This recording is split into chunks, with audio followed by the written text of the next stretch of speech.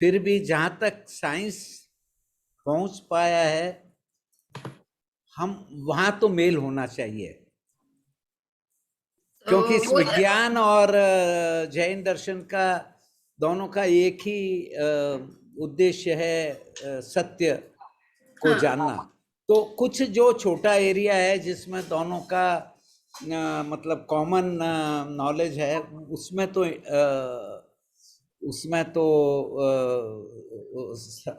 वो क्या होना चाहिए, सहमति होनी चाहिए, या तो मूल वहाँ बड़ी दिक्कत होती है मेरे को ये।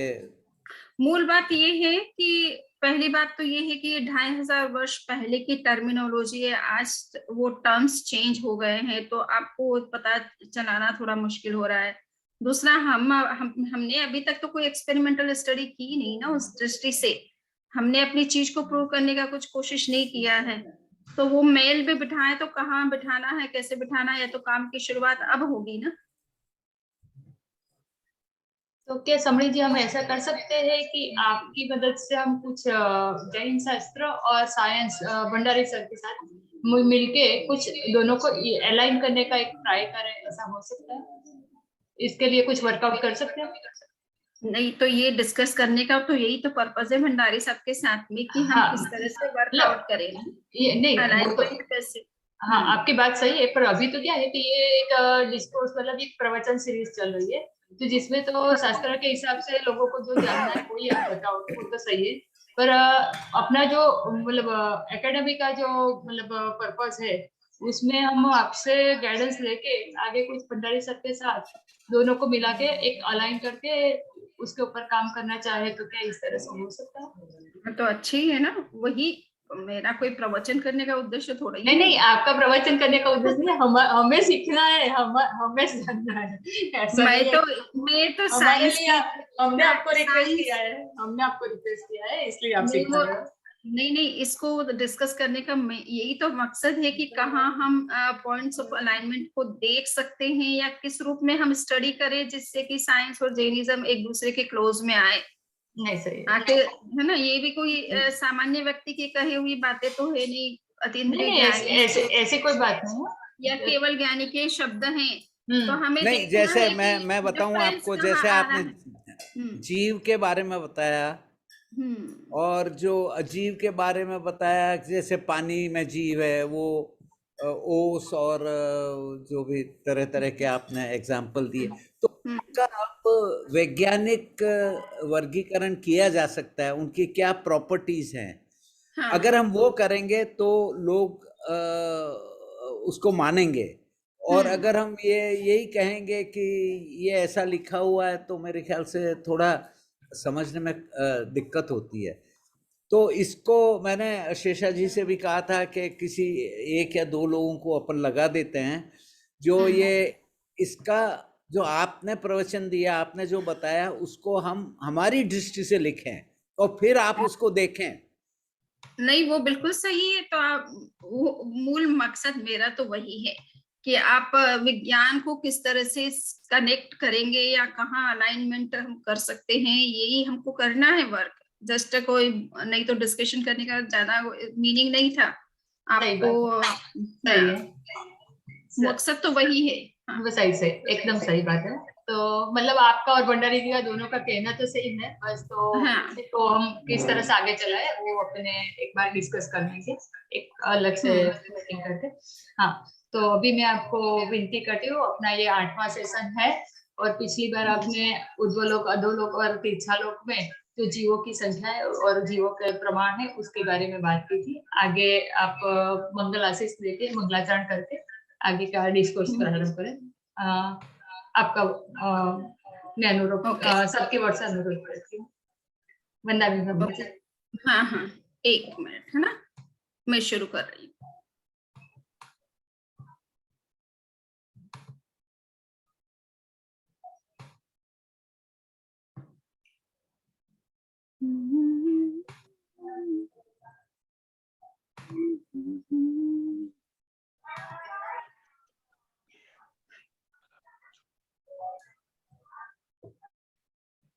ओम ह्रीं नमो अरहन्ताय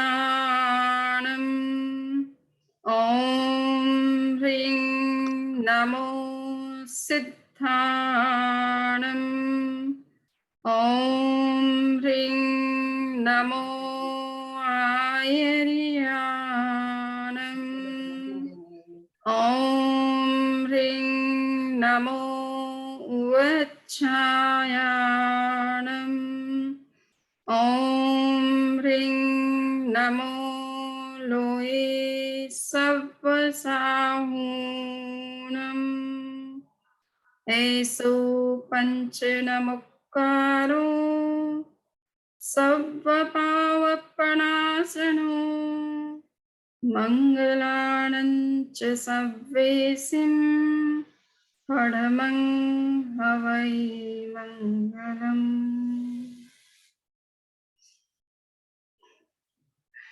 परम पूज्य गुरुदेव के चरणों में सभक्ति नमन। उपस्थित वैज्ञानिक एवं विद्वज्जन और रेस्पेक्टेड प्रोफेसर लोढ़ा। हाँ, मैं अपनी स्क्रीन शेयर करने के लिए अलाउ करना थोड़ा। आशीषा, हाँ कर रही हूँ। हाँ समझ कर रही हूँ।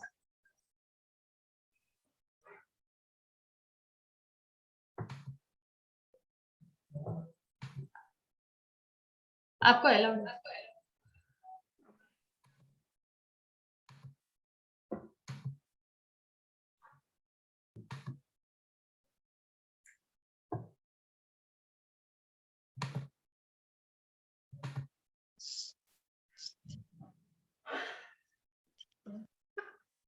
आज हम प्रज्ञापना सूत्र के चौथे अध्याय के ऊपर चर्चा करेंगे और चौथे अध्याय की विषय वस्तु बहुत लंबी चौड़ी विस्तार से डिस्कस करने के लिए ज्यादा नहीं है, तो मैं 5वें अध्याय को विशेष रूप से डिस्कस करूंगी। बट चौथे अध्याय में क्या कहा गया है उसको भी हम थोड़ा सा उसका ओवरव्यू ले लेते हैं। तो ये स्थिति पद है, इसका प्रज्ञापना पद के अध्यायों का नाम पद के नाम से है। वर्तमान में जिस तरह से हम अध्याय लिखते हैं या चैप्टर शब्द का यूज करते हैं, तो प्राचीन काल में आगमों में अध्यायों के लिए अलग अलग आगमों में अलग अलग शब्दों का प्रयोग हुआ है। सो विशेष रूप से प्रज्ञापना सूत्र के अंदर पद शब्द का यूज हुआ है चैप्टर को बताने के लिए कि ये चौथा पद है या 5वां पद है, इसका मतलब चौथा चैप्टर है, 5वां चैप्टर है, इस तरह से। तो स्थिति पद का मतलब है कि लाइफ स्पान बताना। इसमें इस चैप्टर में विशेष रूप से कोशिश की गई है कि जीवों का लाइफ स्पान कितना होता है। तो हमने पिछली बार जीवों के बारे में चर्चा की है कि 1 इंद्रिय से लेकर के 5 इंद्रिय और सिद्धों तक की अनेक प्रकार के जीव संसार में है और उनकी संख्या अनंत है।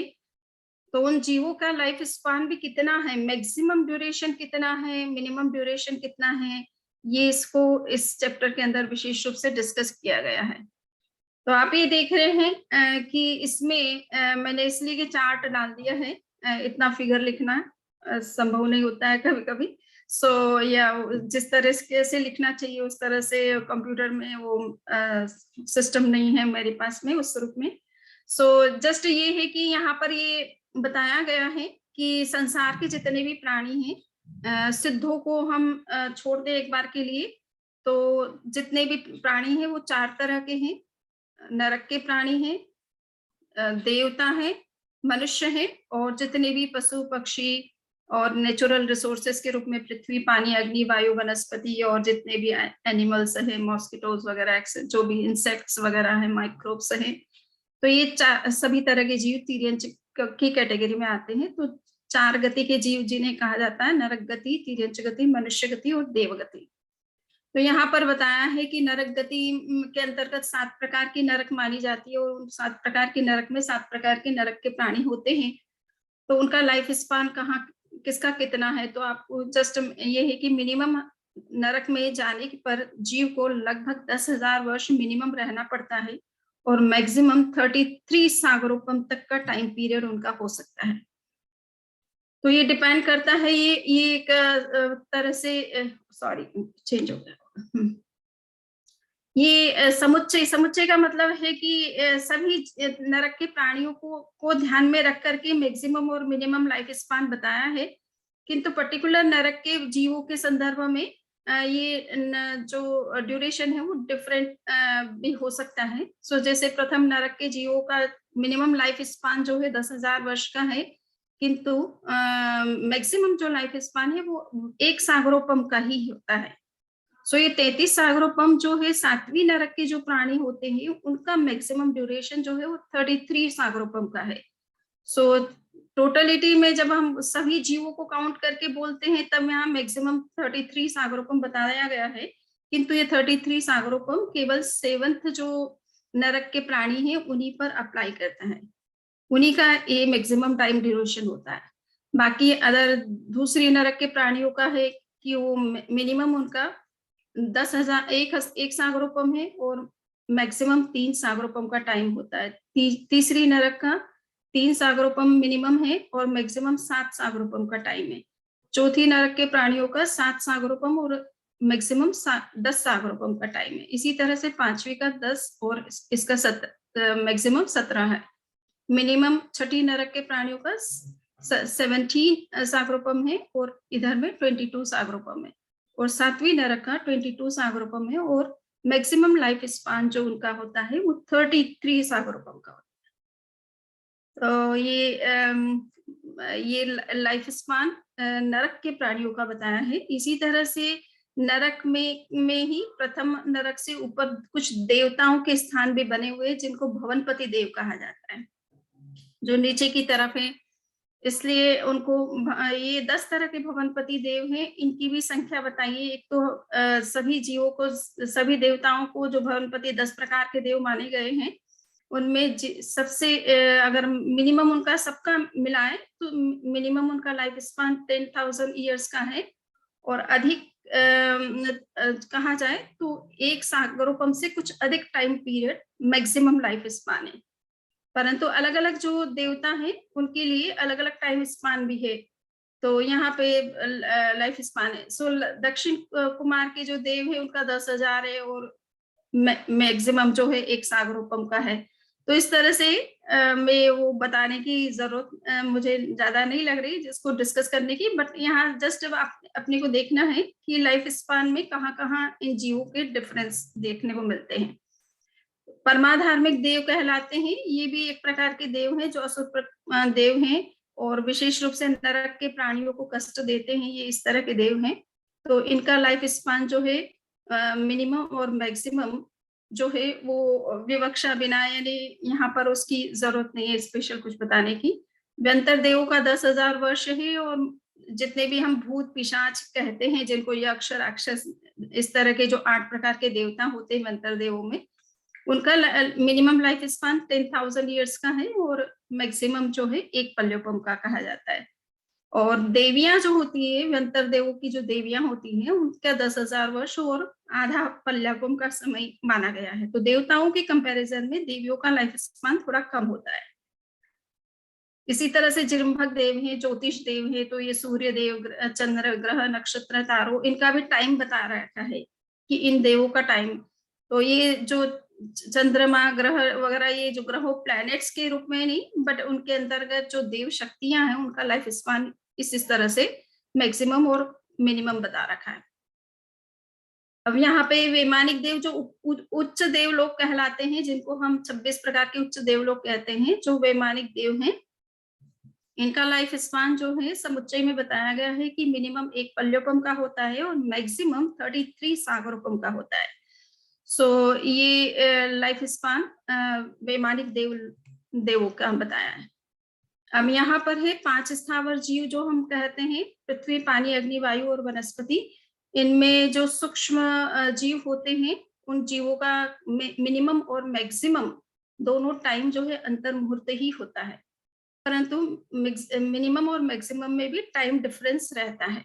मिनिमम जो है वो 2 समय का होता है, मैक्सिमम 48 मिनट में 2 समय कम पीरियड का होता है। सो इस तरह से अंतर मुहूर्त में भी डिफरेंस होता है, बट सूक्ष्म जीव ज्यादा समय के लिए नहीं जीते हैं, वो अंतर मुहूर्त के बाद ही उनकी डेथ हो जाती है। तो चाहे वो पृथ्वी से संबंधित हो, पानी से संबंधित होते, वायु से संबंधित हो, अग्नि से संबंधित हो, या साधारण वनस्पति से संबंधित हो। और यहाँ साधारण वनस्पति जिनको हम निगोद के जीव कहते हैं, तो वो सूक्ष्म रूप में भी हो सकते हैं, मादा रूप में भी हो सकते हैं, किंतु उनका लाइफ स्पान भी अंतर मुहूर्त का ही माना गया है। इसी तरह से 3 विकलेंद्रीय जीव जो कहलाते हैं। विकलेंद्रीय यानी जो 5 इंद्रिय वाले नहीं है और एक इंद्रिय के अंतर्गत भी नहीं आते, उनको विकलेंद्रीय कहते हैं। तो वो 2 इंद्रिय वाले, 3 इंद्रिय वाले, 4 इंद्रिय वाले जीवों को विकलेंद्रीय जीव कहा जाता है। सो इनका लाइफ स्पान मिनिमम अंतर्मुहूर्त होता है। और 2 इंद्रिय वाले प्राणी 12 वर्ष से अधिक नहीं जीते हैं। 3 इंद्रिय वाले जीव जो हैं 49 डेज से ज्यादा उनका लाइफ स्पान नहीं होता मैक्सिमम। और 4 इंद्रिय वाले जीवों का 6 महीने से ज्यादा का लाइफ स्पान नहीं होता है।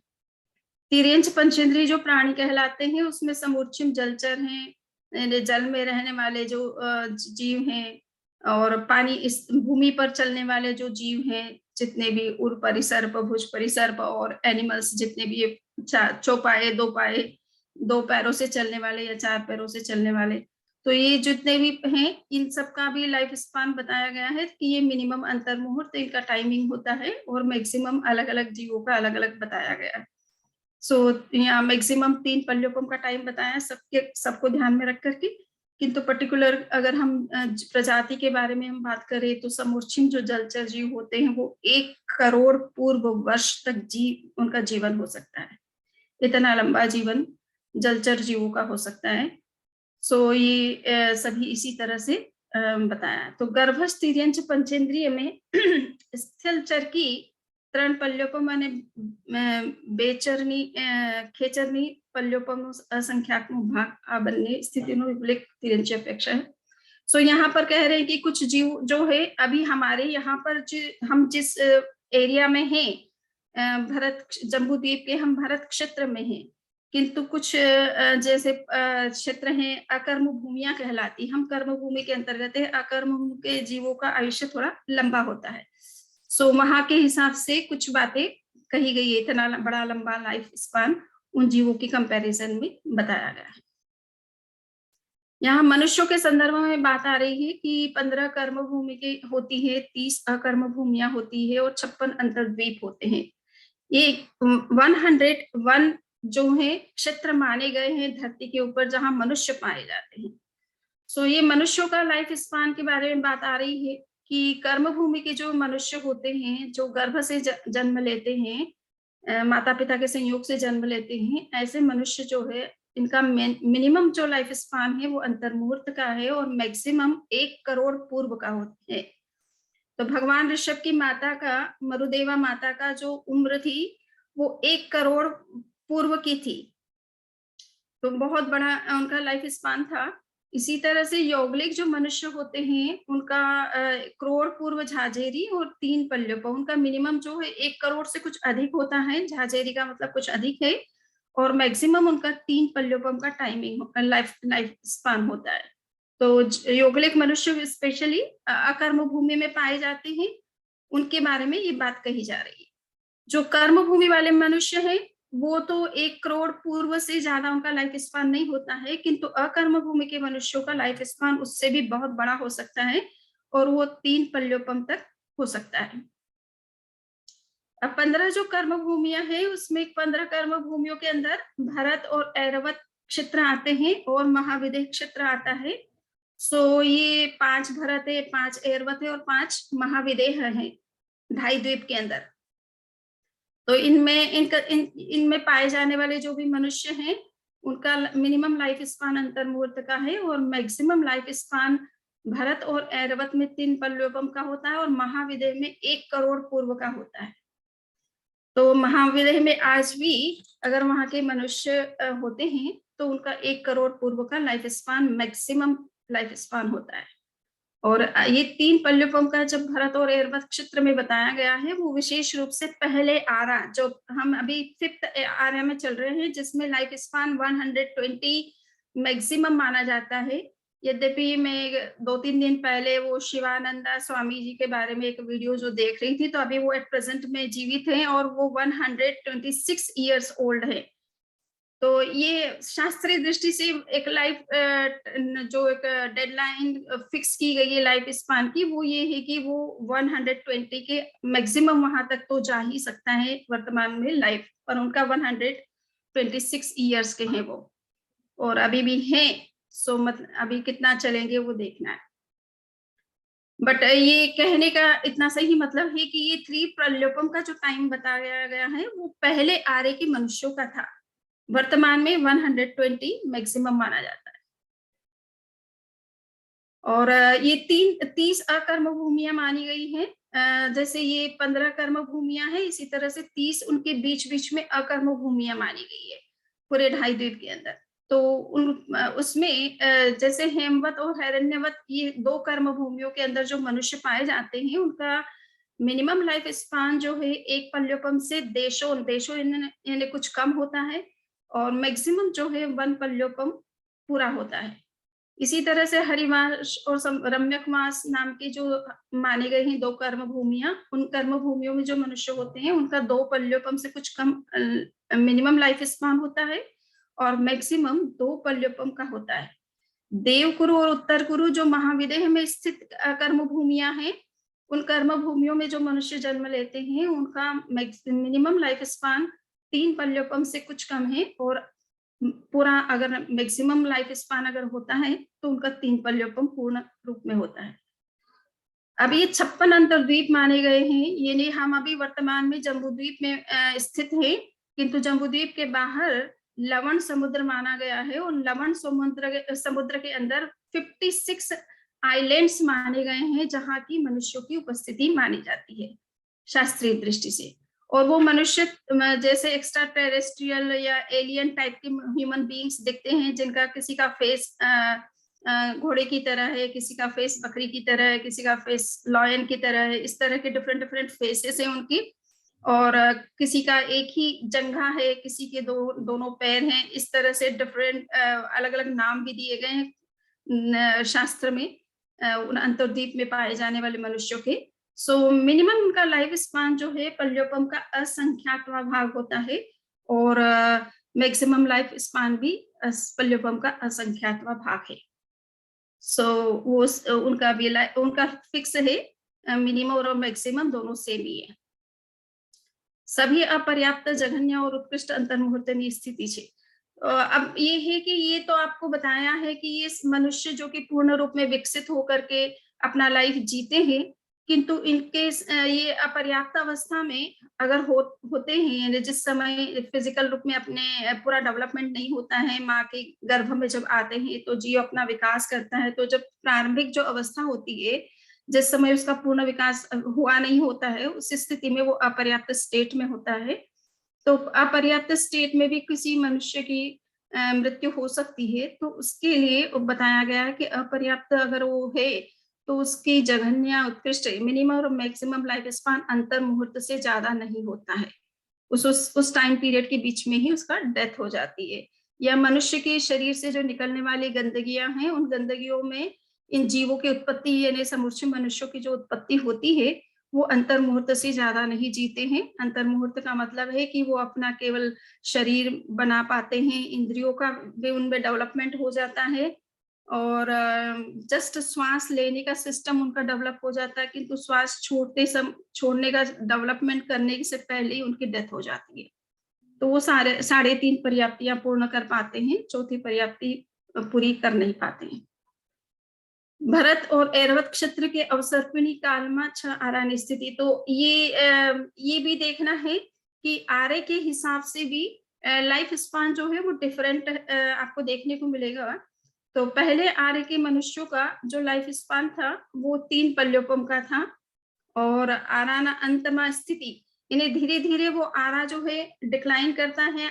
जब डिसेंडिंग एरा होता है तो उसमें सब चीजें डिक्लाइन करती है, तो लाइफ स्पान भी कम होता चला जाता है। तो ये प्रथम आर्य में जब शुरुआत में तो 3 पल्योपम का लाइफ स्पान था, किंतु बाद में ये 2 अंत में जाते जाते 2 पल्योपम का हो जाता है। इसी तरह से दूसरी आर्य के मनुष्यों में का जो लाइफ स्पान था वो मैक्सिमम 2 पल्योपम का था, किंतु अंत में जाते जाते वो 1 पल्योपम का हो गया। इसी तरह से हम तीसरे आर्य में देखते हैं तो 1 पल्योपम से वो पल्योपम के असंख्यात भाग जितना ही रह जाता है। तीसरा आराना अंतिम भाग में पल्योपम का असंख्यात भाग और जघन्य अंतर मुहूर्त और उत्कृष्ट करोड़ पूर्व वर्ष का होता है। चौथे आर्य में अभी जो जिस समय सभी तीर्थंकर जन्म लेते हैं, चौथे आर्य में विशेष रूप से धरती पर तीर्थंकरों का जन्म होता है। तो ये चौथे आर्य में जघन्य अंतर्मुहूर्त लाइफ स्पान रहता है, उत्कृष्ट 1 करोड़ पूर्व का होता है। तो आप इसीलिए देखेंगे भगवान ऋषभ की माता का 1 करोड़ पूर्व का आयुष्य था। वो मैक्सिमम चौथे आर्य में इतना ही मैक्सिमम होता है। जघन्य अंतर्मुहूर्त और उत्कृष्ट साधिक 100 वर्ष, और कम से कम जो है वो 100 वर्ष का रह जाता है। तो आप देखेंगे भगवान महावीर का लाइफ स्पान 72 वर्ष का ही था, भगवान पार्श्वनाथ का लगभग 100 वर्ष का है था। तो ये चौथे आर्य के अंदर ही 1 करोड़ से लाइफ स्पान घटते घटते 100 वर्ष का रह गया। पांचवें आर्य में मिनिमम जो लाइफ स्पान है वो और उत्कृष्ट जो है 100 वर्ष का माना गया है। मिनिमम तो अंतर्मुहूर्त होता है और उत्कृष्ट 100 वर्ष तक मनुष्य जी सकता है, और जघन्य अंतर्मुहूर्त उत्कृष्ट 20 वर्ष। और इसी पांचवें आर्य का एंड में जाते जाते लाइफ स्पान 20 वर्ष का रह जाएगा। अभी हम 100 वर्ष तक जीते हैं और किसी का 100 से ऊपर भी चला जाता है, परंतु ये माना गया है कि 100 वर्ष तक रहेगा। बट लास्ट में ये आरा जैसे खत्म होगा तो लाइफ स्पान घटते घटते 20 वर्ष का रह जाएगा। छठे आर्य में मनुष्य का जो जघन्य अंतर्मुहूर्त और उत्कृष्ट 20 वर्ष, जघन्य का मतलब होता है मिनिमम अंतर्मुहूर्त रहेगा, उत्कृष्ट 20 वर्ष रहेगा प्रारंभ में, किंतु छठे आर्य के अंत में जाते जाते केवल 15 वर्ष का लाइफ स्पान रह जाएगा। इन्हें लाइफ स्पान भी कम होता जाएगा। तो अब इसलिए अभी वर्तमान में हम चूंकि इसी आर्य के अंदर, इसी टाइम कालखंड के अंदर चल रहे हैं, जिसको अवसर्पिणी कालखंड कहते हैं, या डिसेंडिंग एरा कहते हैं, या डिक्लाइनिंग एरा कहते हैं। सो इसलिए ये चीजें सब कम होती जा रही है, और इसी कारण से डार्विन की थियरी को हम इस कालखंड को देखते हुए एक्सेप्ट नहीं करते हैं कि ये चीजों का डेवलपमेंट नहीं हो रहा है, डिक्लाइन हो रही है सब चीजें। हाइट में भी, बॉडी हाइट में भी डिक्लाइन हो रहा है। अन्य जो नेचर की क्वालिटीज है उनमें भी डिक्लाइन देखने को मिलेगा आपको। तो ये सारा इस तरह से होता जाता है। उत्सर्पिणी में डेवलपमेंट होता चला जाता है, इसलिए इवोल्यूशन और डिवोल्यूशन दोनों देखने को मिल सकते हैं। तो अब इस विषय में कोई प्रश्न है तो आप कर सकते हैं, तो नहीं तो नेक्स्ट हमारा 5वां चैप्टर है, 5th चैप्टर। हाँ, अच्छा है आपने ये अवसर दिया प्रश्न करने का, क्योंकि ये चैप्टर खत्म हो गया। तो किसी के प्रश्न तो बताइए। मेरे तो बहुत सारे प्रश्न है मेरे तो, पर मैं लास्ट में लूंगा। हाँ, हैंड रेस कीजिए, सबको बारी बारी चांस दिया जाएगा। जिस किसी भी प्रश्न है वो हैंड रेस कीजिए प्लीज। सर अभी तक तो किसी आपके अलावा और, हाँ, बिपिन जोशी जी, डॉक्टर बिपिन जोशी जी, आप अपना प्रश्न पूछ सकते हो। प्रणाम समनी जी, बहुत बढ़िया आपने जो डिस्क्रिप्शन दिया आज का। देखिए, एक छोटा सा प्रश्न ये होता है कि जब भी हम यंगस्टर्स से बात करते हो, जो यही बात करते हैं कि 5वें आर्य में तो 100 वर्ष से ज्यादा आयु नहीं होती है, और हमारे पास तो एकदम एग्जाम्पल्स है कि जहाँ 100 इयर्स से ज्यादा आयु हुई थी। तो इसका समाधान बच्चे को कैसे करवा सकते हैं? हाँ, देखिए अभी अपन ये आर्य की शुरुआत हुई है, समझो अभी 2500 वर्ष ही तो बीता है, ये तो 21,000 वर्ष का आ रहा है। तो अभी तो लाइफ स्पान 120, अभी मैंने आपको शिवानंद स्वामी जी का उदाहरण दिया है जो कि 126 के हैं, और राष्ट्रपति जी ने उनको वो कुछ अलंकरण दिया था। सो वो बिल्कुल एक यंग व्यक्ति की तरह उनके सामने तो बहुत स्पीडली चले भी गए और वंदना भी कर ली, उनको प्रणाम भी किया। उनको चश्मे की भी जरूरत नहीं है, उनको किसी के सहारे की भी जरूरत नहीं है, किसी लाठी के सहारे की भी जरूरत नहीं है। तो अभी तो हो सकता है किसी का 150 वर्ष भी जा सकता है। और मैं कुछ वीडियोस देख रही थी, देवरहा करके वो ऋषि हैं, साधु हुए हैं देवरहा ऋषि, जिनके पास में पॉलिटिकल लीडर्स बहुत जाते हैं। इंदिरा गांधी भी जाती थी और आपके मोदी जी भी जाते हैं और अन्य नेता लोग भी जाते हैं, बट अभी एट प्रेजेंट में वो नहीं रहे हैं। कुछ वर्ष पहले ही उनका डेथ हुई शायद। तो उनका कहा जाता है उनका लाइफ स्पान ऑलमोस्ट, जैसा कि मैं पूरा जानकारी करके बताऊंगी, पर मुझे ये पता चला है कि 700 वर्ष के थे। तो योगी लोगों की उम्र जो है वो बहुत लंबी हो सकती है, और वो एक प्रकार की उनकी साधना होती है जिससे कि उनका लाइफ स्पान, उनको वो मृत्यु पर भी विजय प्राप्त कर सकते हैं। तो वो चले गए अपनी इच्छा से, अदरवाइज वो चाहते तो और भी जीवित रह सकते थे। तो ये डिपेंड करेगा कि किसी की अगर साधना कुछ विशेष उसने साधना कर रखी है जिसमें मृत्यु पर भी विजय कर सकते हैं, वो इस तरह की योग साधना होती है। वो अगर साधना किसी के पास है तो वो अपना लाइफ स्पान बहुत लंबा भी रख सकता है, बनाए रख सकता है, मेंटेन कर सकता है। बाकी अभी 2500 वर्ष ही बीते हैं, तो अभी लाइफ स्पान तो लंबा हो सकता है, कोई दिक्कत नहीं है। 120 तो माना ही गया है, उससे ज्यादा इससे भी हो हम सकता है। एंड में जाते जाते ये स्थिति बन जाएगी कि 20 वर्ष की रह जाएगी। हम इसको लब्धि के रूप में बता सकते हैं, कैन वी डू दैट, कि ऐसी एक लब्धि भी हो सकती है जो एक्स्ट्रा ऑर्डिनरी थिंग्स होती है, नॉर्मल चीज से ज्यादा हो सकती है, ऐसा कुछ? लब्धि कैसे? नहीं, यानी कि मतलब ऐसी कोई लब्धि है जिससे आयुष्य, जो स्टैंडर्ड आयुष्य है उससे भी ज्यादा आयुष्य हो जाए। लब्धि के बारे में मैंने अभी जैसे आपसे बताया कि योगियों की एक योग साधना में एक मुद्रा होती है जिसका नाम है खेचरी मुद्रा। और खेचरी मुद्रा में जिह्वा का जो आपका ये आगे का जो हिस्सा है, इसको बहुत पीछे अंदर ले जा करके, गले के अंदर ले जा करके थोड़ा ऊपर की ओर ले जाते हैं। तो ये हर किसी को नहीं आता, ना मुझे आता है उतना, परंतु जो देवरा ऋषि जी के, अगर आप चाहें तो मैं अभी उनका वीडियो दिखाती हूँ, आप उन्हीं के मुंह से सुनो वो, तो आपको अच्छा लगेगा। वो उस मुद्रा से क्या करते हैं, सुबह का समय जो होता है ना 3 बजे, विशेष रूप से ब्रह्म बेला में कहा जाता है कि हमारे मस्तिष्क से वो सेरोटोनिन का जो स्राव होता है, और योग में कहा जाता है अमृत का स्राव होता है ब्रेन से।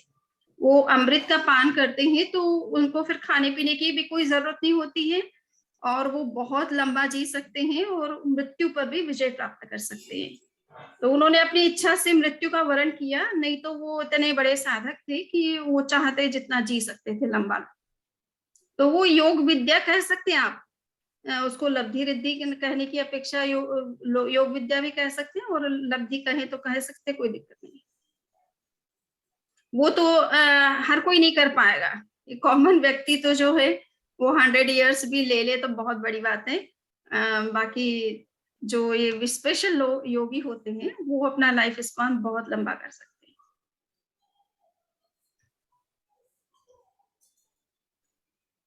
दिखाऊं क्या वो वीडियो? पहले अपन प्रश्न ले लेते हैं, फिर वीडियो पे आएंगे। यहाँ हाँ। वीडियो देखना चाहेंगे हाँ तो अशेषा जी हाँ, बताइए। जसवंत साह जी, आप अपना प्रश्न पूछ सकते हैं।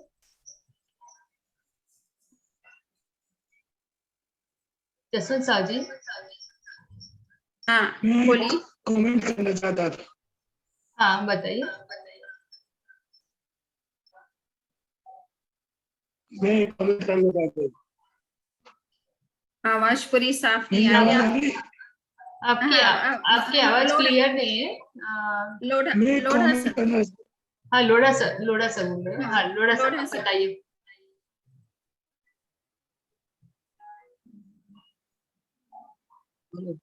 आवाज तो मेरा थोड़ा गला ठीक नहीं है, इसलिए कोई बात नहीं, फिर भी हम सुन पाएंगे। आप बताइए। बोलिए।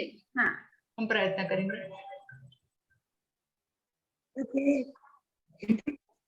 नॉन पीस वर्कर थे हार ने, उन्होंने महाप्रज्ञ जी से पूछा कि आदिनाथ कितने वर्षों पहले हुए थे? हाँ तो महाप्रज्ञ जी ने ये फरमाया कि मान्यताएं हैं वो तो अलग है, लेकिन मेरा अपनी समझ ये है आदिनाथ 5000 या 5500 वर्ष पहले हुए होंगे। ये महाप्रज्ञ मेरे सामने फरमाया हुआ स्टेटमेंट है। हाँ हाँ तो ये नहीं मैं तो कमेंट करना चाहता हूँ। हाँ नहीं तो बहुत ही अच्छी बात है ये जो ये। हाँ समय का देखा जोखा है हाँ वो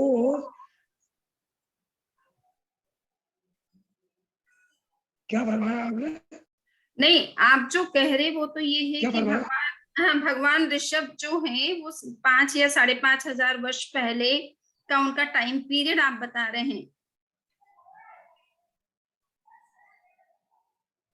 हुए हाँ, ज्ञानी दृष्टि से होना संभव ही नहीं है, इसके पहले होना अच्छा, संभव नहीं है। ठीक है। इसमें बाद में मैंने इसलिए मैं दिया ये कि मेरे लोढ़ा सामने साहब, माँ परमेश्वर ने फरमाया था। हाँ हाँ हाँ लोड़ा साहब, आपकी बात हमारे साथ पहुंची है। हम हाँ, उसके लोढ़ा ऊपर साहब जरूर इसके विचार बारे करेंगे। में मैं एक मिनट, लोढ़ा साहब इसके बारे में मैं थोड़ी चर्चा करूंगा अभी। डॉक्टर साहब, अ, आप फरमाएं। तो और कोई प्रश्न लेने हैं अभी, या मैं कुछ जस ठीक है, आप बता सकते हो गुंजाई साहब, और उसके बाद जसवंत साजी का एक हाँ, प्रश्न है उनका तो लेंगे। मेरे तो बहुत सारे प्रश्न हैं। तो पहली बात तो मैं ये बताना चाहूँगा कि इस विषय में हमने काफ़ी रिसर्च की है, और ये आरा की जो है चौथा पांचवा आरा, ये विज्ञान, पांचवा और छठा आरा ये विज्ञान सम्मत है। 21,000 साल हमने इसका अध्ययन किया है। It is a climatic cycle on the earth. तो वो 21,000 वो पेपर मैंने 2-3 लिखे हैं इस पर। तो यहाँ जाके दोनों का मेल हो जाता है अपने जो पन्नावाना सूत्र में दिया हुआ है, और जो विज्ञान और हमारी मेथोडोलॉजी बहुत क्लियर है कि जो पृथ्वी पे होता है वो अंत में जाके समुद्र में जमा हो जाता है मिट्टी के साथ, और वहाँ ऑक्सीजन के आइसोटोप होते हैं, उनको मेजर करें तो टेम्परेचर आ जाता है।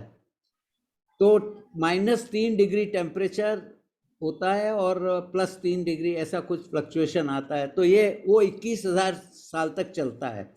इट इज़ ड्यू टू जो सोलर इंसोलेंस है, सोलर जो पृथ्वी का एक्सेंट्रिसिटी है, इंक्लिनेशन है और टिल्ट ऑफ द एक्सिस है, इससे ये साइकिल बनते हैं। तो ये तो एक बहुत मतलब मेरे को भी बड़ा सरप्राइज हुआ कि ये इतना मेल खाता है। अब मैं दूसरे बात पे आता हूँ कि आप क्या सोचती हैं कि ये जो यूनिट्स दिए हुए हैं इनमें कुछ मिस्टेक हो गई कैलकुलेशन की, क्योंकि अभी भी गुजरात में जब हम पतंग लेने जाते हैं तो कहते हैं 1 कोड़ी पतंग दो, तो that is 20। I mean that is still we ask for 20, that means 1 कोड़ी। तो आप ये करोड़ा करोड़ी करते हैं, ये मे बी 10, 100 या ऐसे हैं। तो अगर ये हम इस प्रकार, राजमल जी ने भी इस पे कुछ काम किया, हमारे साथ ही किया है, तो ये करोड़ा कोड़ी सब ये चेंज हो जाएगा यूनिट ऑफ टाइम, क्योंकि यूनिवर्स की एज इटसेल्फ जो है वो 10 to 9 ईयर्स है, और ये करोड़ा कोड़ी 10 to 14 हो जाता है, मतलब 1 मिलियन ऑर्डर्स ऑफ मैग्नीट्यूड मोर। तो ये मेल नहीं खाता है। दूसरा, हमने जो इसका 20,000 साल पहले पृथ्वी पर ग्लेशिएशन था, और वो -3 डिग्री टेम्परेचर हो गया था, पूरी पृथ्वी में बर्फ जमा हुआ था। तो 12,000 साल पहले करीब ये वार्म साइकिल चालू हुआ, जिसको ये जो आप कह रहे हैं कि ऋषभदेव स्वामी का टाइम क्या है, तो उसके हिसाब से ये सुखमा दुखमा दुखमा दुखमा सुखमा सुखमा ऐसे जो साइकिल बताए हैं, इनको हमने क्लाइमेटिक साइकिल से जोड़ा है। और ये क्योंकि जब वार्म क्लाइमेट होता है तो लेक्स में पानी होता है, एग्रीकल्चर हो सकता है, और लाइफ कंफर्टेबल होती है। और जब ग्लेशिएशन होता है तो लेक का पानी जम जाता है, एग्रीकल्चर नहीं हो सकता। तो वो दुखी टाइम है, और वार्म जो है वो सुखी टाइम है। तो ये कई चीज़ें मेल खाती है। मैं इसमें बताना चाहूँगा कि यहाँ विज्ञान और जैन आगम में काफ़ी सम्मति है। जिसको इंटरेस्ट है वो ये पेपर देख सकते हैं। पर ये जो इससे हमने 1,00,000 साल पहले यहाँ पर स्टोन एज था, पेलियोलिथिक एज जिसको कहते हैं। प्राचीन स्टोन एज। फिर करीब 10 साल पहले जब क्लाइमेट वार्म हुआ तो नियोलिथिक एज हुई, जो जिसको हम कहते हैं न्यू स्टोन एज, जब आदमी ने टूल्स वगैरह बनाए। तो उसको सबको ध्यान में रखकर आर्कियोलॉजिकल, क्लाइमेटिक और जो सील मिली मोहनजोदारो वगैरह में, उनके हिसाब से हमने सोचा कि ऋषभ देव स्वामी का टाइम 10 या 12 हजार साल से ज़्यादा नहीं हो सकता। तो ये तो एक बात हुई कि यूनिट्स बड़े कंफ्यूजिंग है। दूसरा, मैं आपको कुछ एविडेंस देना चाहता था कि जो एज ऑफ ह्यूमंस है वो मतलब ह्यूमंस इस पृथ्वी पर 2 लाख साल पहले आए, और उनकी लॉन्जिविटी, उनकी एवरेज एज जो आप 20 साल कहती है उतनी थी। अभी पिछली सदी से ये बढ़नी चालू हुई है, और अब आप वो बिल्कुल मतलब कि ये from medicine point of view दवाइयाँ आ रही है, ये एंटीबायोटिक्स वगैरह, क्लीनलीनेस, तो 4000 साल तक के एविडेंस हैं कि एज जो ह्यूमन एज है वो 25-30 साल से कम थी और अभी बड़ी है। तो ये बिल्कुल उल्टा है, तो ये भी अपने को ध्यान में रखना पड़ेगा। और जो फॉसिल रिकॉर्ड है वहाँ ऐसे कोई स्केलेटन नहीं मिले हैं जो आप बता रहे हैं कि इतने बड़े थे और वो ऋषभदेव इतने हाइट थी और दूसरे तीर्थंकर वो कम होते गए, ऐसी कोई एविडेंस नहीं है। तो इस प्रकार ये जो 5वां और 6ठा आ रहा है, इसमें हम मिला के विज्ञान और आगम का मेल कर सकते हैं, मतलब ये दिस इज द पॉइंट। फिर 1-2 छोटे पॉइंट और थे। आप ये करोड़ पूर्व क्यों कहते हैं? ये करोड़ है या करोड़ पूर्व है, इनमें अंतर है कुछ?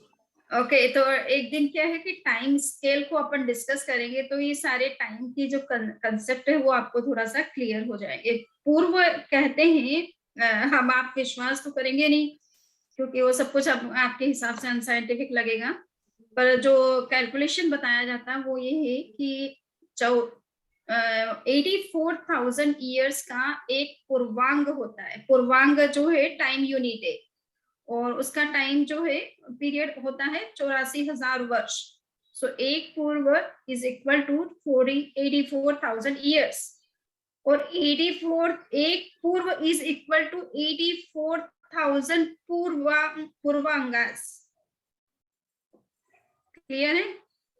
अच्छा, तो करोड़ इंटू पूर्व, ये उसको करोड़ पूर्व कहते हैं। 84,000 पूर्वांग का एक पूर्व है, और ऐसे 1 करोड़ पूर्व का आयुष्य है। अब आप तो विश्वास कैसे करेंगे इसको?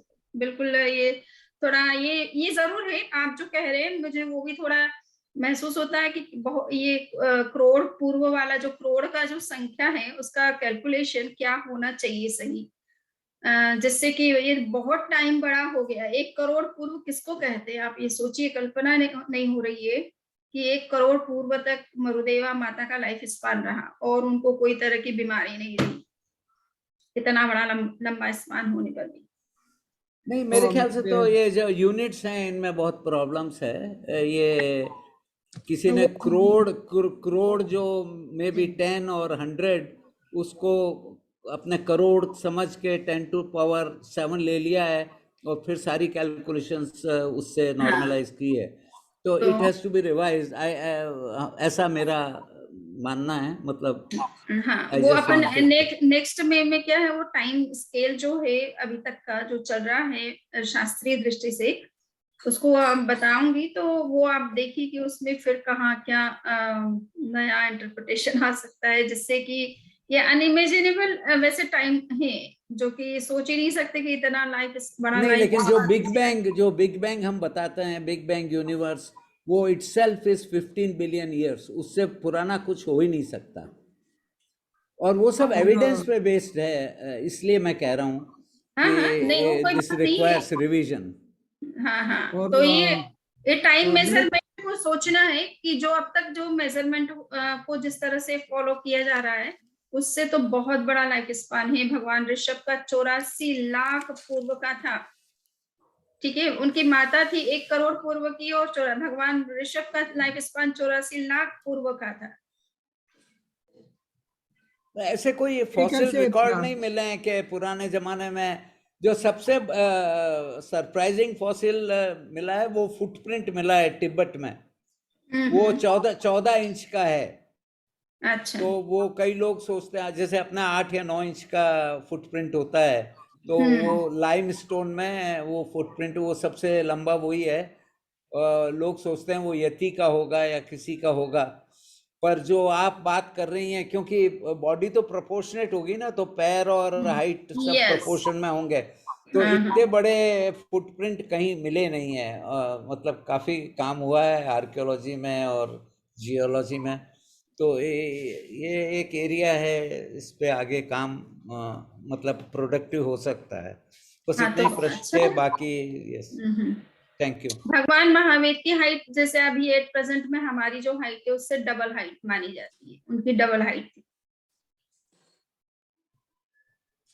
पर महावीर के समय में जितने भी लोग हुए उनके हाइट का रिकॉर्ड तो महावीर का अलग हो सकता है, पर उस वक्त तो हाइट एक्चुअली ये वर्ल्ड वॉर 2 के बाद ना लोगों की हाइट बढ़ी है।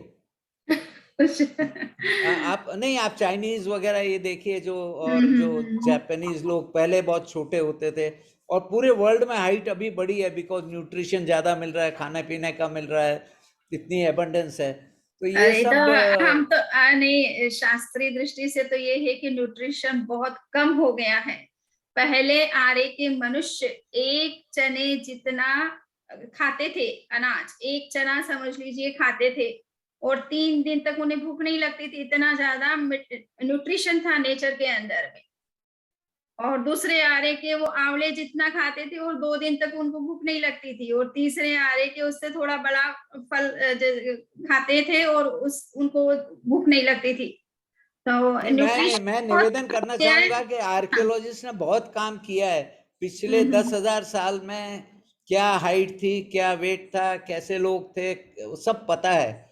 उसके पहले 10,000 साल के पहले क्या था, तो वो तो कहते हैं स्टोन एज था, वो ग्लेशिएशन था, तो पता नहीं है। लेकिन ये सब बहुत मुश्किल प्रोजेक्ट्स हैं, पर इस पर काम किया जा सकता है। हाँ, आपने जो कहा जैसे कि पहले 20 वर्ष की आयु थी और अब बढ़ गई है, तो हम ये मानते हैं कि अवसर्पिणी कालखंड, ये तो वर्तमान का जो है अवसर्पिणी डिक्लाइनिंग पीरियड चल रहा है। सो इसमें सब चीजें क्वालिटी में डिक्लाइन कर रही है, हाइट में भी डिक्लाइन हो रहा है, सब चीजों में डिक्लाइन हो रहा है। सो परंतु ये बात सही नहीं है। मैं अपने एंसेस्ट्रल हिस्ट्री देखूं तो हाँ। सिवाय 1-2 लोगों के सबकी एज कम ही थी, वो बहुत कम आयु में चल बसे। हर फैमिली में यही है, मैंने देखा है मेरे अपने फैमिली का। तो कम से कम जब से राव जोधा जी थे 600 साल का तो इतिहास है, तो सब की आयु बहुत कम होती थी, अब बढ़ रही है। तो ये ठीक है आप जो लिखा है आगम में, पर इस पे कुछ अनुसंधान करने की आवश्यकता मुझे प्रतीत होती है। तो अच्छा है, आप इसको पॉइंट बनाइए ना स्टडी का, इस पर अभी काफी स्टूडेंट नहीं मिलते हैं ना। इस बीच धर्मचंद साहब कुछ कहना चाहते हैं, तो क्या हम उनको सुनना चाहेंगे? हाँ, धर्मचंद जी, आप अपना माइक अनम्यूट करके बता सकते हो।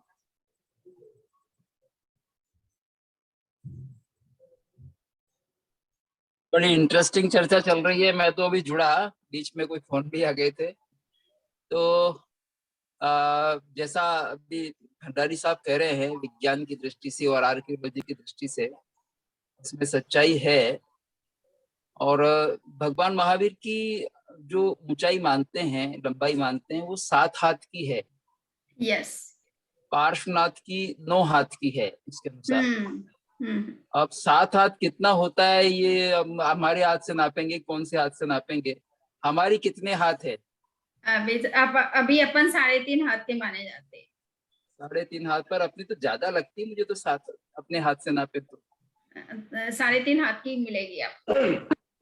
नहीं, ज्यादा है, 3.5 हाथ से तो ज्यादा है। 1 हाथ तो यही हो जाता है। आप मेजरमेंट करके देखिएगा जो भी होगा। तो पर आयु तो 72 साल ही थी भगवान महावीर की। बिल्कुल सही। 72 साल की थी तो आयु कम लोग कम आयु के भी थे और अभी ज्यादा आयु के भी मिल रहे हैं। सही। अभी अभी ज्यादा ये आयु के मिल रहा है, जैसा अभी बताया आपने 126 वर्ष की आयु की शिवानंद जी की है, शिवानंद जी की। सही है, परंतु अब ये देखना है कि एवरेज आयु क्या है।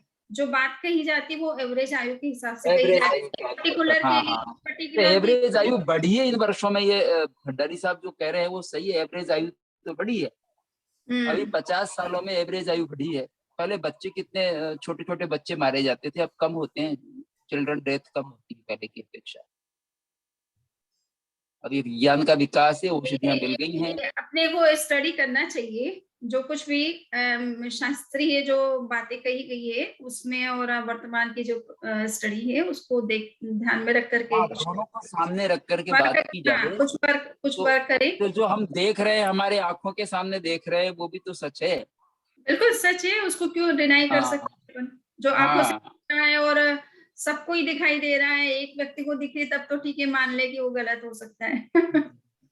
नहीं, ये 4,000 साल तक के फॉसिल जो मिले हैं, डेड बॉडीज, उनकी लोगों ने एज एस्टिमेट की है, उनके डेवलपमेंट दांत वगैरह देख के। तो वो कितनी सब थी करीब एवरेज 20-30 साल के ही थे वो सब। Average age? हाँ, और अभी बढ़ी है, अच्छा। पिछले 200 साल में अभी बढ़ रही है। अभी ये प्रेडिक्शन पता है नहीं। कि जो 1985 के बाद में बॉर्न हुए हैं उनकी एवरेज एज 135 ईयर्स होगी, ऐसा अनुमान है। अच्छा, पर एक भंडारी साहब, जो डायनासोर की बात कही जाती है, डायनासोर आकार में बहुत बड़ा होता था, तो उसी जी, तरह से मनुष्य भी तो बड़ा हो सकता था उस समय। पर है नहीं ना, डायनासोर के तो फॉसिल मिले हैं। हाँ, फॉसिल्स हमने मिले हैं यहाँ तो उससे हम अनुमान तो लगा सकते हैं। कच्छ मनुष्य के में मिले बचाव नहीं हैं। में ये फॉसिल पड़े हैं, कच्छ में मैंने स्वयं ढूंढे, जबलपुर अच्छा से लगा करके अंजार तक ये अच्छा। फॉसिल और इनके एग्स मिलते हैं। तो हाँ वो तो हाँ। मिले हैं, मैं तो वहां से रीढ़ की हड्डी भी लाया था उनकी, डायनासोर की। तो अच्छा वहां ह्यूमन फॉसिल नहीं है बड़े, जो नहीं, धोलावीरा वगैरह है वहां पर छोटे ही मिलते हैं। वो खैर वो तो बहुत यंग है, 3-4 हजार साल पुराना होगा। हाँ, पर ज्यादा ये पुराने नहीं मिल रहे। हाँ, ज्यादा पुराने नहीं। डायनासोर तो 250 मिलियन ईयर से लगा के 65 मिलियन ईयर्स तक हैं। उनमें हमने बहुत रिसर्च की है, और वो होते थे बड़े, पर मनुष्य इतने बड़े कहीं फॉसिल नहीं मिले पर एक्चुअली। मनुष्य को आप जैसा कितने वर्षों से मनुष्य इस धरती पर विज्ञान मानता है? 2 लाख साल हुए हैं। 2 साल, 2 लाख 2 साल। लाख साल। हाँ, 2 लाख साल। जबलपुर में तो ये नागपुर में तो एक हिल है, उसमें पूरा का पूरा डायनासोर मिला है, ऐसा है दबा हुआ। अच्छा, मतलब भारत में ही इतनी जगह पर उपलब्ध हो गया। हाँ, भारत पे तो काफी है, अपने से ज्यादा खैर चाइना में है, लेकिन नागपुर से लगा के, हैदराबाद से लगा के सौराष्ट्र तक इस समय डायनासोर। डायनासोर थे। जी, अच्छा अच्छा। अभी भंडारी साहब, ये भी तो कहा जाता है कि अभी तो भोजन में केमिकल बहुत बढ़ गया है और पौष्टिकता कहीं कम हो गई है भोजन में। तो इसके बारे में क्या आप मानते हैं कि फिर उससे भी न्यूट्रिशन बराबर मिल रहा है क्या? नहीं वो बात सही है, पर जिस समय human body is dinosaur very था, कॉम्प्लिकेटेड।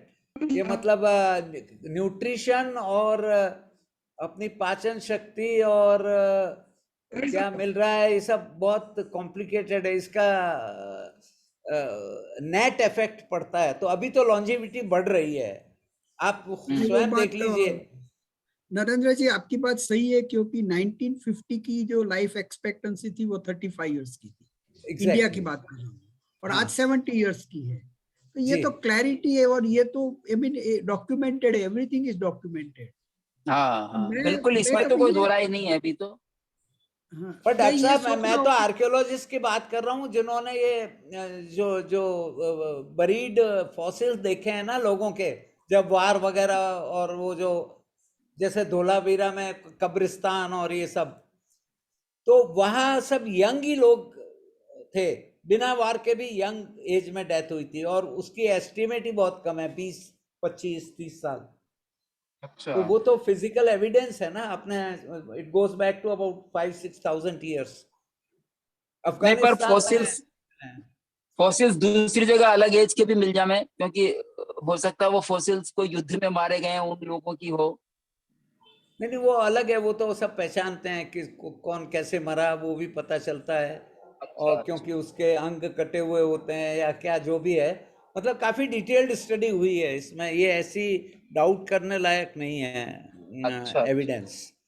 तो age actually has been increasing at least for last 5-6,000 years till present, and it is predicted to increase further हाँ हाँ because of medical science. See, हाँ, medical science versus nutrition of food, ये एक competition चल रहा है। खैर ये देखिए देवरा बाबा का ये ट्रेन वगैरह रोक देते थे अपने आपके बारे में प्रसिद्ध है कि शक्ति आप से। पतंजलि योग के ज्ञानी हैं, बहुत बड़े ज्ञानी।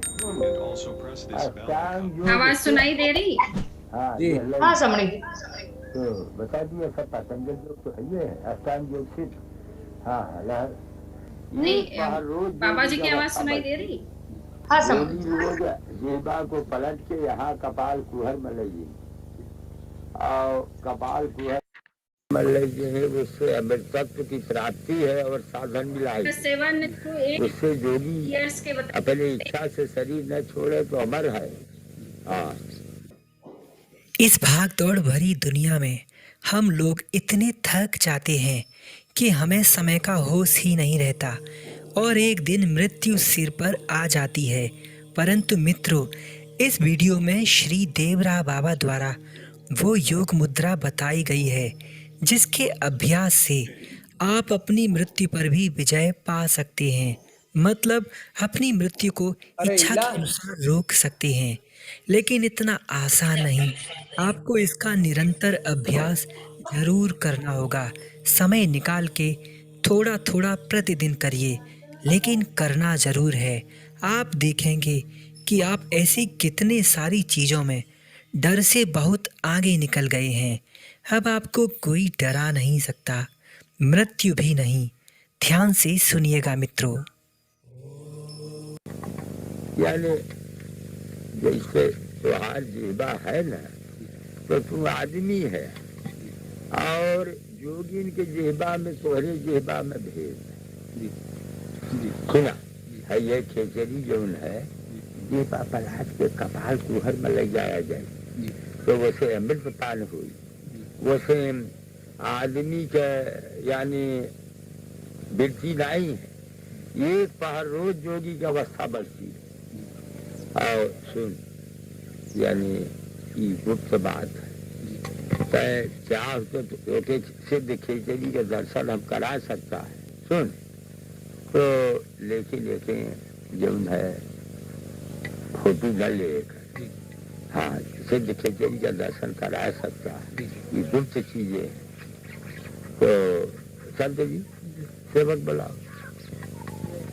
ये खेचरी मुद्रा बता रहे हैं, परंतु ये फोटो नहीं लेने दिया कि किस तरह से खेचरी मुद्रा से आप मृत्यु पर विजय कर सकते हो। पर वो मुद्रा करवा रहे हैं व्यक्ति को, फोटो नहीं लेने दे रहे, इसलिए दिखेगी नहीं। देखा इनके जेबा बिहुर के बूढ़ी नाचे कई के ताका, जिब्भा बाहर कर भाई, देखा और ऊपर करा, देखा एकदम चल जाई कपाल कुहर में जेबा, हाँ मुंह में जेबा लौकी जाए, समझत है बच्चा। भाई थोड़ा धीरज धरो, थोड़ा सा धीरज। अब गड़बड़ाई गया तो हर स्वभाव जो है गजब हुई। श्री देवरा बाबा की ये बातें जो कही जा रही हैं, इन्हें ध्यान से सुनिए। श्री बाबा अमर महायोगी हैं। उन्होंने स्वयं भी मृत्यु पर विजय पाई है। आप पूरी तरह योग को उतना सिद्ध तो नहीं कर सकते, लेकिन अगर आप थोड़ा भी अभ्यास करेंगे जो बाबा ने बताया है, तो मैं दावे के साथ कह सकता हूँ आपका जीवन पूरी तरह बदल जाएगा। निराश जीवन भी पूरी तरह से चमक जाएगा। आपको चाहे कितने भी रोग क्यों ना हो, आप शुरुआत करिए। श्री देवरा बाबा को मन ही मन प्रणाम करके आगे बढ़िए। थोड़ा थोड़ा प्रतिदिन का अभ्यास आपको एक दिन एक अच्छा योगी जरूर बना देगा। ध्यान से सुनिए। बता दिया कि आदमी से भिन्न व्यक्ति सुना है। ये खेचरी जो है ये पापलाद के कपाल कुहर में ले जाया जाए तो वैसे अमृत पान हुई, वैसे आदमी के यानी वृत्ति नहीं है, ये पहर रोज जोगी की अवस्था बचती। मित्रों, अगर आप इन मुद्राओं के बारे में विस्तार से जानना चाहते हैं तो आश्रम के ऑफिशियल चैनल देवराय ज्ञान पर जाकर बड़े महाराज जी द्वारा विस्तार से इन मुद्राओं के बारे में जानिए और सीखिए।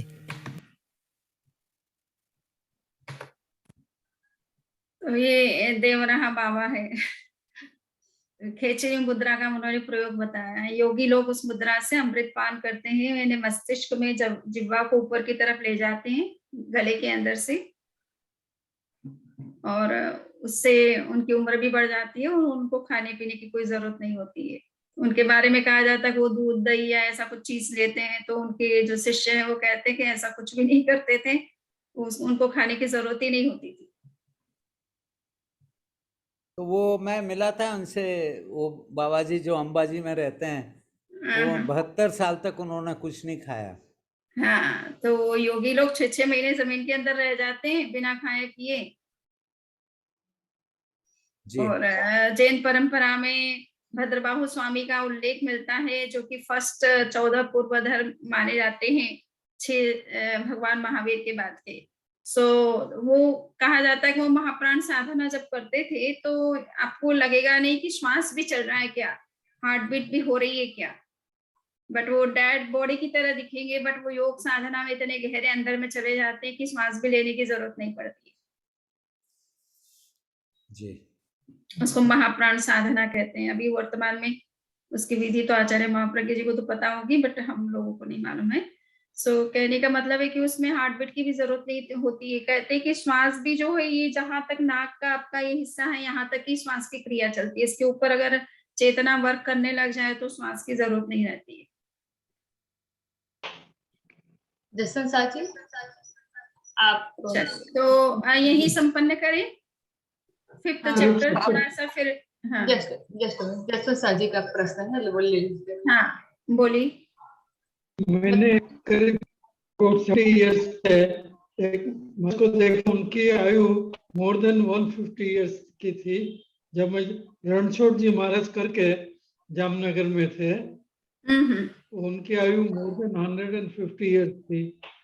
4 पीढ़ी से उन लोगों को उनका कांटेक्ट रहा था और पर्सनली मैंने देखा है उनको। 4 पीढ़ी तो चलो अभी 100 वर्ष के इंसान के भी हो जाती है, 4 से 5 पीढ़ियां, तो वो तो बड़ी बात नहीं है। बात ये है कि उम्र उनका लाइफ स्पान बड़ा था, परंतु ये संभव है। और आचार्य श्री महाप्रज्ञ जी अपने साहित्य में लिखते हैं कि हमारी बॉडी के जितने ऑर्गन्स हैं उनका लाइफ स्पान भी, हार्ट का लाइफ स्पान लगभग वो 250 से 300 वर्ष का बताते हैं, लीवर का भी इस तरह से। तो बोले कि लाइफ स्टाइल को अगर व्यक्ति अच्छा रखे और ऐसी कोई चीजें ना खाए जिससे कि बॉडी को कोई तरह की हानि हो, तो लाइफ स्पान बॉडी की अपने ऑर्गन्स की इतनी लाइफ है तो उसका लाइफ स्पान भी लंबा रह सकता है, पर वो ध्यान रखना मुश्किल होता है। सुमनी जी, मेरा खाली प्रश्न ये था, आयुष्य कर्म तो बढ़ नहीं सकता है, आयुष्य तो बढ़ नहीं सकता है, तो प्राणायाम भी हड्डियों भी बढ़ा हुआ है, लेकिन भगवान महावीर स्वामी को जब कहा कि वो ग्रह आने वाला है तो वो बोले कि आयुष्य बढ़ना मेरे बस का नहीं, कम हो सकता है लेकिन ज्यादा नहीं हो सकता है।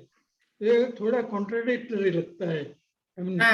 पर वो जैसे कुछ हमें समझना होगा थोड़ा सा, तो इन सब चीजों के रहस्य को थोड़े समझना पड़ेगा। और एक बात ये है कि लाइफ स्पान का संबंध हमारी श्वास के साथ में होता है। अब कौन कितना लंबा श्वास लेता है उसके हिसाब से उसका लाइफ जो है वो धीरे धीरे फिनिश होता है, और ज्यादा श्वास लेते हैं तो जल्दी फिनिश हो जाता है। तो ये भी कुछ है कि हमें साइंस को समझना है, ये ब्रीदिंग साइंस के साथ में लाइफ की लॉन्जेटिविटी का क्या कनेक्शन है और किस रूप में है, उसको भी थोड़ा सा देखना होगा। आगमों में जैसे देवताओं के बारे में कहा जाता है कि वो अगर उनका एक सागरोपम का आयुष्य है तो वो 1000 वर्ष के बाद में श्वास लेते हैं, नो सॉरी 1000 सागरोपम का उनका कुछ लाइफ स्पान है, तो वो एक पक्ष के बाद में श्वास लेते हैं।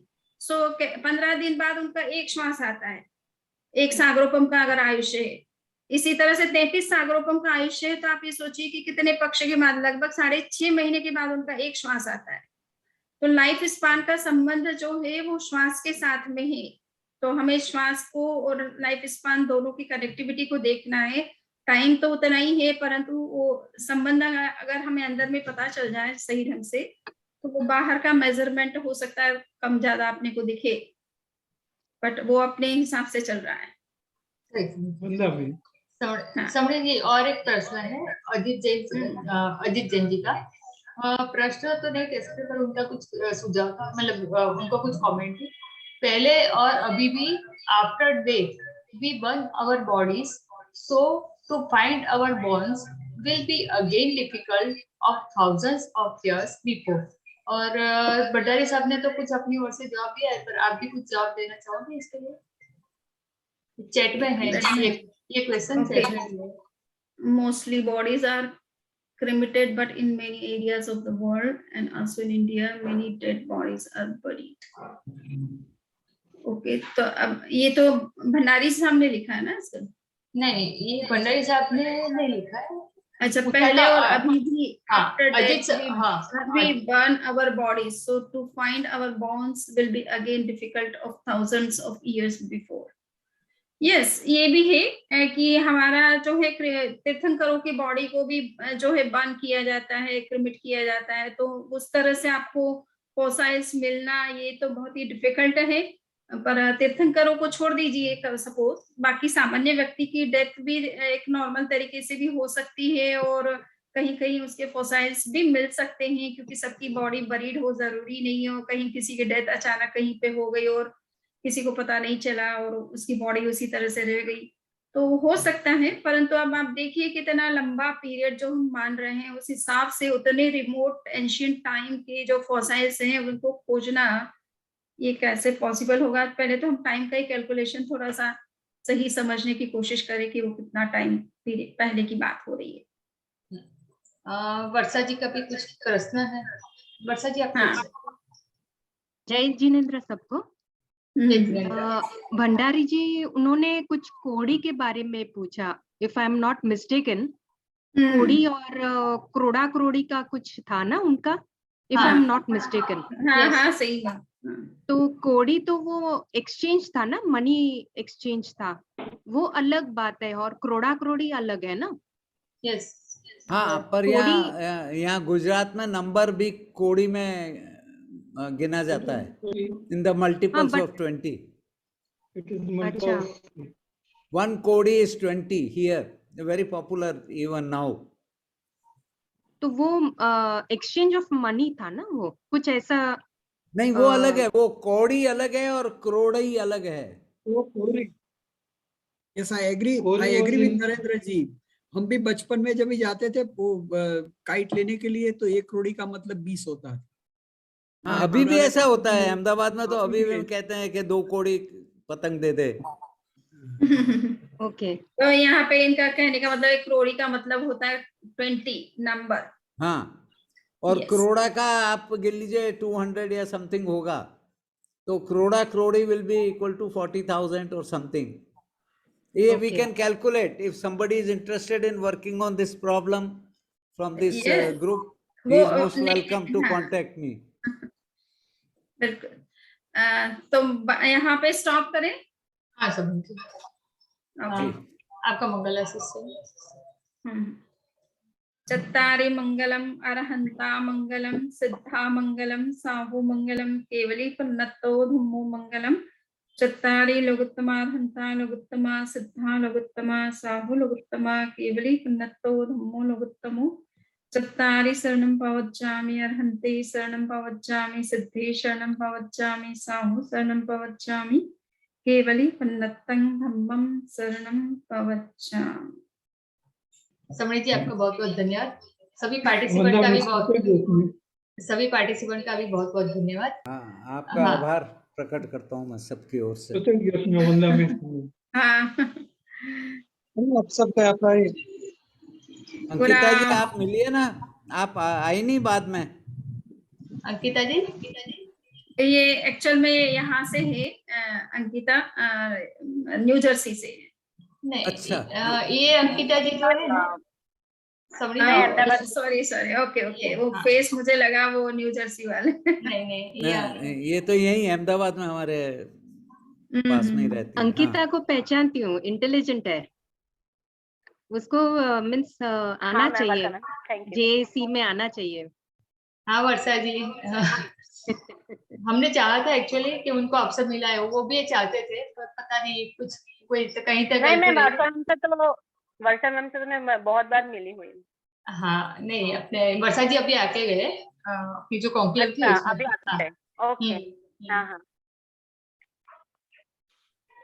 नहीं, मैं ज्वाइन करने के लिए बोल रही थी। अंकिता? हाँ मैम, मैं जेएस में गई थी। अच्छा। नरेंद्र भंडारी साहब से भी मिली थी मैं। ओके। और उन्होंने मुझे वो काम दिया है, उस पे मैं थोड़ा सा काम चालू कर रही हूँ, वो मेडिटेशन वाला जो है ना, अपना योगा वाला, उससे। ओके। ठीक है, आइए आप जब फुर्सत हो आपसे। अब हमारी ये कॉन्क्लेव खत्म हो गई 2 दिन की, तो अब आपसे थोड़ी विस्तार से चर्चा कर सकेंगे। जी सर। जी थैंक यू सर। ठीक है, लीव करें लोड़ा सब। हाँ ओके सबको हमारा जय जिनेंद्र।